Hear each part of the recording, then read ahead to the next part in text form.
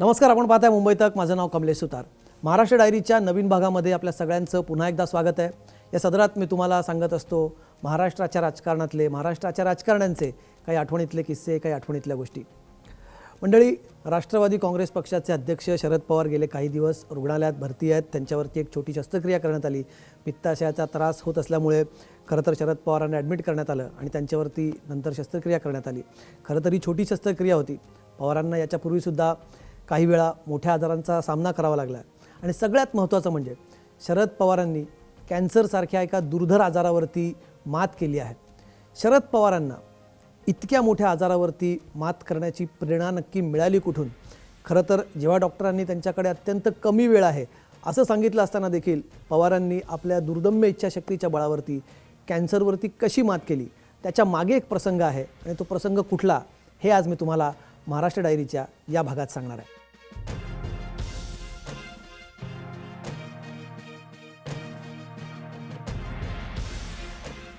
तर मंडळी, 2004च्या लोकसभा निवडणुकांच्या वेळेची गोष्ट आहे. निवडणुका नुकत्याच घोषित झाल्या होत्या आणि शरद पवार नेहमीसारखेच महाराष्ट्राच्या कानाकोपऱ्यात जाऊन प्रचार करत होते. शरद पवारांसोबत प्रचार करताना नेहमीच त्यांचे जवळचे मित्र डॉक्टर रवी बापट असायचे. तर अशाच एका प्रचाराला जात असताना शरद पवारांना आपल्या गालाच्या आतल्या बाजूला थोडीशी वाढ जाणवली. त्यांनी तातडीने हा विषय डॉक्टर बापटांसोबत चर्चेला घेतला. बापटांनी या विषयावर चर्चा केली आणि सांगितलं की तातडीने आपण या गोष्टीचं निदान करणं गरजेचं आहे, कारण गोष्ट कदाचित गंभीर असू शकते. ते तातडीने मुंबईला आले. मुंबईला ब्रीच कँडी रुग्णालयात त्यांनी तपासण्या केल्या आणि तपासणीच्या जेव्हा निकाल आले, तपासणी जेव्हा पूर्ण झाली, तेव्हा कळलं की शरद पवारांना मुखाचा कॅन्सर म्हणजे ओरल कॅन्सर झाला आहे, मुखाचा कर्करोग झाला आहे असं त्यातून निष्पन्न झालं. खरं तर सगळ्यांनाच काळजीत टाकणारी ही बाब होती. शरद पवारांनी आपल्या परिवारासोबतच पक्षाच्या काही वरिष्ठ नेत्यांना पुण्याला बोलवून घेतलं आणि त्यांना ही बाब सांगितली. काही डॉक्टरांनी तर शरद पवारांना सांगितलं होतं की त्यांच्याकडे आता फक्त 6 महिने शिल्लक आहेत. त्यामुळे पक्षाच्या नेत्यांसाठी आणि कुटुंबियांसाठी हा खरं तर मोठा आघात होता. पण सगळ्या गोष्टी पूर्ववत चालू ठेवाव्यात अशा सूचना शरद पवारांनी दिल्या आणि पुढच्या इलाजासाठी त्यांनी पावलं उचलायला लवकर सुरुवात केली. कारण कॅन्सरचं जर लवकर निदान झालं, लवकर उपचार घेतले तर या केसेसमध्ये, काही केसेसमध्ये बरं ठरू शकतं, त्यांना बरं करण्यात मदत होऊ शकते असा डॉक्टरांनी सल्ला दिला होता. पवारांचं ऑपरेशन करण्यात आलं. त्यांच्या हे ऑपरेशन खरं तर इतकं वेदनादायी होतं. पवारांच्या चेहऱ्याचा काही भाग तिथे कापण्यात आला, मांडीच्या कातडीचा काही भाग काढून तिथे लावण्यात आला, जबड्याचा काही भाग थोडा कापण्यात आला, तिथले दात काढण्यात आले होते. वेदना इतक्या खरं तर त्या काळात शरद पवारांना व्हायच्या की त्यांना या ऑपरेशननंतर साधं पाणी जरी प्यायचं असेल तर पाणी पिण्यासाठी त्यांना तोंडाच्या भागामध्ये, जिभेच्या भागामध्ये त्यांना ॲनेस्थेशियाचं इंजेक्शन घ्यावं लागायचं, भुलीचं इंजेक्शन घ्यावं लागायचं. त्यानंतर त्यांना पाणी पिता यायचं. म्हणजे इतका हा सगळा त्रास त्या काळात, म्हणजे शारीरिक त्रास, त्याशिवाय मानसिक त्रास त्यांना खरं तर सहन करावा लागत होता. पण त्यानंतर डॉक्टर रवी बापट असतील, डॉक्टर शरदिनी डहाणूकर असतील किंवा सगळ्यात महत्त्वाचं डॉक्टर सुलतान प्रधान असतील, अशा सगळ्या डॉक्टरांनी त्यांच्यावरती ट्रीटमेंट चालू ठेवलं. अमेरिकेतल्या न्यूयॉर्क इथल्या एका कॅन्सर इन्स्टिट्यूटमध्ये देखील त्यांनी इलाज केले आणि काही दिवसातच शरद पवारांनी इलाजानंतर कॅन्सरवरती मात केली. आणि शरद पवार, हा प्रसंग 2004चा आहे आणि 2021पर्यंत आपण बघतोय की शरद पवार अत्यंत धीरोदत्तपणे एखाद्या तरुणाला लाजवतील अशा उत्साहाने राजकारणात ॲक्टिव्ह आहेत. आणि 2019मध्ये आपण बघितलंच कशा प्रकारे शरद पवार पायाला भिंगरी लावल्यासारखे महाराष्ट्रभर फिरले आणि महाराष्ट्रात एक सत्तेचा नवीन प्रयोग शरद पवारांनी केला. शरद पवारांना जेव्हा हॉस्पिटलमध्ये भरती करण्यात आलं होतं, त्यांचे अनेक पिक्चर्स त्यावेळेस व्हायरल झाले. सुप्रिया सुळे यांनी काही पिक्चर शेअर केले समाज माध्यमांवरती. अनेक नेत्यांनी हे पिक्चर शेअर करत शरद पवार आपल्यासाठी ऊर्जा स्रोत आहेत, प्रेरणा स्रोत आहे असं म्हटलं. पण या शरद पवारांना इतक्या मोठ्या आजाराशी लढण्याची प्रेरणा शरद पवारांना मिळाली कुठून, याबाबत खरं तर नेहमीच चर्चा होते आणि शरद पवारांची इच्छाशक्ती वगैरे होतं नेहमीच चर्चा होते. पण यामागे एक प्रसंग आहे जो शरद पवारांच्या लहानपणी त्यांच्या मनावरती कोरला गेला होता. तर गोष्ट शरद पवारांच्या लहानपणीची आहे.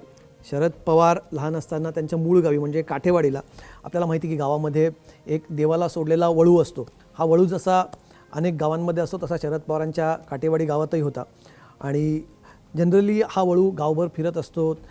त्याला मागे काही लोकांच्या धार्मिक भावना असतात, त्यामुळे जरी त्याचा लोकांना त्रास होत असला तरी लोक त्याला मारत हुसकत नाहीत किंवा त्याच्याबाबत टोकाचं पाऊल घेत नाही. तर काठेवाडीमधला हा वळू गावोगावी फिरायचा, पण अनेक लोकांना त्याचा खरं तर त्रास होता. बऱ्याचदा पिकांचं नुकसान व्हायचं, लोकांच्या मालमत्तेचं छोटं मोठं नुकसान होत होतं. अनेकांना खरं तर याचा त्रास होता, पण आता धार्मिक भावना असल्यामुळे कोणी त्याच्याबद्दल किंवा त्याच्या बाबत काही कारवाई करताना दिसत नव्हतं. अशातच एक दिवशी रात्री अशाच गावातल्या कुठल्याशा त्रासिक माणसाने रात्री त्या वळूला पायामध्ये गोळी घातली आणि हा जखमी अवस्थेतला वळू गावात कुठल्याशा एका शेताच्या कोपऱ्यात जाऊन पडला होता. शरद पवारांच्या आई शारदाबाई सकाळी निघाल्या होत्या आणि जाताना त्यांना हा वळू अशा जखमी अवस्थेत पडलेला आढळला.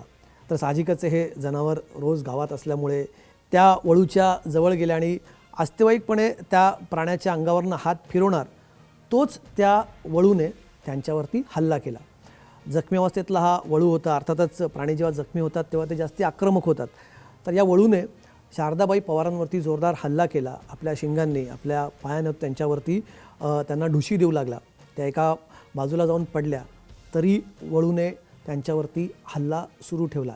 या हल्ल्यामध्ये त्यांच्या पायाला गंभीर दुखापत झाली. म्हणजे वारंवार तिथे ढुशी मारल्यामुळे त्या पायाला गंभीर दुखापत झाली. साधारणपणे गावचे लोक जमा होईपर्यंत जवळजवळ 15-1 मिनटं हा प्रकार सुरू होता आणि तोपर्यंत त्यांना खूपच गंभीर इजा झाली होती. लोकांनी त्या वळूला ताब्यात घेईपर्यंत आणि शारदाबाईंना तिथनं सोडेपर्यंत खरं तर बराच उशीर झाला होता. पायाच्या मांडीचं हाड मोडलं असं अनेकांना वाटलं, फ्रॅक्चर झालं असावं असं वाटलं. त्यांना हॉस्पिटलमध्ये नेण्यात आलं, त्यांच्यावरती शस्त्रक्रिया करण्यात आली. पण सुरुवातीला जो काही जणांना फ्रॅक्चर वाटला होता पायाचा तो तसं नसून त्या पायाच्या हाडांचा या भयंकर हल्ल्यामध्ये अक्षरशः चुरा झाला होता. त्यामुळे मांडीच्या हाडाचा तो भाग कापावा लागला आणि या प्रसंगामुळे त्यांचा पाय जवळजवळ 5 ते 6 इंचांनी छोटा झाला आणि त्यानंतर शारदाबाई पवार मात्र संपूर्णपणे आपल्या पायांवरती आधाराशिवाय उभ्या राहू शकल्या नाही. त्यांना काठीचा किंवा कुबड्यांचा आयुष्यभर त्याच्यानंतर आधार घ्यावा लागला. पण इतका मोठा प्रसंग आपल्यावरती आला असताना, अपघातामध्ये आपल्या शरीराचा एक भाग इतक्या गंभीरपणे त्याला इजा झाली असताना शारदाबाई पवारांनी मात्र या कुठल्याही गोष्टीचा आपल्या आयुष्यावरती परिणाम अजिबात होऊ दिला नाही. त्यांनी दवाखान्यातनं परत आल्यानंतर आपलं आयुष्य पूर्ववत सुरू ठेवलं. म्हणजे अक्षरशः त्यांची रोजचं जाणं येणं असेल, फिरणं असेल, त्यांचा राजकीय सामाजिक कार्यक्रम असतील, घरामध्ये लोकांचं उठणं बसणं असेल, घरातले कार्यक्रम असतील, इथे कुठल्याही गोष्टीवर त्यांनी त्याचा अजिबात देखील परिणाम होऊ दिला नाही. आयुष्यात खरं तर इतकं मोठं आजारपण आता आयुष्यभर आपल्यासोबत आहे, हे सोबत घेऊन जगायचं आहे याचा देखील, आणि ही गोष्ट जुन्या काळातली, ही गोष्ट त्या काळातली ज्या काळी महिला फार जास्त सक्रिय नसत तरी देखील त्या सामाजिक कार्यात नेहमी अग्रेसर असायच्या आणि इतका मोठा आघात शरीरावरती झाल्यानंतर देखील त्यांनी अजिबात या गोष्टीचा आपल्या आयुष्यावरती परिणाम होऊ दिला नाही. म्हणजे शरद पवारच सांगतात की त्यानंतरसुद्धा त्यांची आयुष्यात लढण्याची, नवीन काहीतरी शिकण्याची उर्मी कायम होती. म्हणजे शरद पवारांचे एक बंधू सूर्यकांत यांच्या पत्नी या ब्रिटिश आहेत, त्यामुळे आपली सून इंग्रजी बोलते, सुनेशी आपल्याला इंग्रजी बोलता यावं यासाठी त्यांच्या आईने इंग्रजी देखील शिकून घेतलं. आणि काही काळानंतर घरामध्ये जेव्हा पवार घराण्यामध्ये पहिली 4 चाकी गाडी आली, पहिली मोटार आली, तीसुद्धा शिकून घेण्यासाठी त्यांनी त्या काळी ड्रायव्हिंग शिकून घेतलं. इतकी त्यांची जगण्याबद्दलची उर्मी होती, इतका त्यांचा जगण्याकडे बघण्याचा सकारात्मक ॲटिट्यूड होता, अप्रोच होता. आणि हाच कुठेतरी शरद पवारांच्या मनावरती एक खूप पॉझिटिव्ह परिणाम करून गेला. आयुष्यात किती जरी मोठं संकट आलं, किती जरी मोठं आजारपण आलं, आपल्या आयुष्यावरती किती जरी परिणाम करणारा ते असेल, तर त्याचा तसूभर देखील परिणाम आपल्यावरती होऊ द्यायचा नाही. हा एक धडा त्यांनी आपल्या आईकडून घेतला आणि आयुष्यभर तो लक्षात ठेवला. 2004 साली शरद पवारांना जेव्हा कॅन्सरसारख्या दुर्धर आजाराने गाठलं, डॉक्टरांनी त्यांना सांगितलं की आता फार दिवस तुमच्याकडे नाहीत. असं असताना देखील शरद पवारांनी शस्त्रक्रियेनंतर लगेचच काही दिवसात राजकीय सभा घ्यायला सुरुवात केली. म्हणजे काही नेते सांगतात की या काळामध्ये शरद पवार जेव्हा सभेमध्ये भाषण करायला जायचे तर बऱ्याचदा नुकतंच ऑपरेशन झाल्यामुळे तोंडातून रक्त यायचं, पण अशा अवस्थेत देखील शरद पवार राजकीय रॅलीजमध्ये भाषण करत होते. आणि आपण नुकतंच बघितलं की 2019च्या निवडणुकांच्या आधी साताराला भर पावसात छत्री न घेता शरद पवारांनी सभा घेतली आणि ही सभा असं म्हटलं जातं की महाराष्ट्राच्या त्या निवडणुकांमध्ये कलाटणी देणारी ठरली, युटर्न करणारी ठरली. ही प्रेरणा शरद पवारांना कुठून मिळाली असेल तर ती त्यांच्या आई शारदाबाई पवार यांच्याकडून, ज्यांना शरद पवार बाई म्हणत असत. आणि कदाचित हीच प्रेरणा त्यांना इतक्या मोठ्या आजारपणावरती मात देण्यासाठी मदत करू शकली. आणि आज शरद पवार आपण बघतोय की देशाच्या राजकारणात इतक्या वर्षानंतर देखील, जवळजवळ अर्ध्या शतकाच्या ॲक्टिव्ह राजकारणानंतरही शरद पवार आजही तितक्याच उमेदीने महाराष्ट्राच्या राजकारणात, देशाच्या राजकारणात काम करताना आपण त्यांना बघतोय. शरद पवार रुग्णालयात आहेत, त्यांना लवकर बरं वाटो आणि पुढे देखील त्यांच्या राजकीय कारकिर्दीत त्यांच्याकडनं असंच काम होत राहावं या सदिच्छेसह आज हा किस्सा मी आपल्यासोबत महाराष्ट्र डायरीमध्ये शेअर केला. यासारखेच राजकारणातले राजकारण्यांचे अनेक किस्से मी महाराष्ट्र डायरी या सदरात आपल्याला सांगत राहील. आपण बघत राहा मुंबई तक. मुंबई तकच्या यूट्यूब चॅनलला आपण प्लेलिस्टमध्ये जाऊ शकता. प्लेलिस्टमध्ये जाऊन आपण महाराष्ट्र डायरीचे इतरही एपिसोड्स, जुने एपिसोड्स बघू शकता. त्यासाठी आपण बेल आयकनला क्लिक करा, जेणेकरून तुम्हाला नोटिफिकेशन्स मिळत राहतील. मुंबई तकच्या यूट्यूब चॅनलला आपण लाईक करा, शेअर करा, सबस्क्राईब करा. हे किस्से आवडले तर कमेंट बॉक्समध्ये आम्हाला जरूर कळवा. तुम्हाला कुठले किस्से ऐकायला आवडतील ते देखील कमेंट बॉक्समध्ये आम्हाला नक्की कळवा. आणि ताज्या बातम्यांसाठी आणि अपडेटसाठी लॉग इन करा mumbaitak.in वर. धन्यवाद. लॉग इन करा mumbaitak.in वर.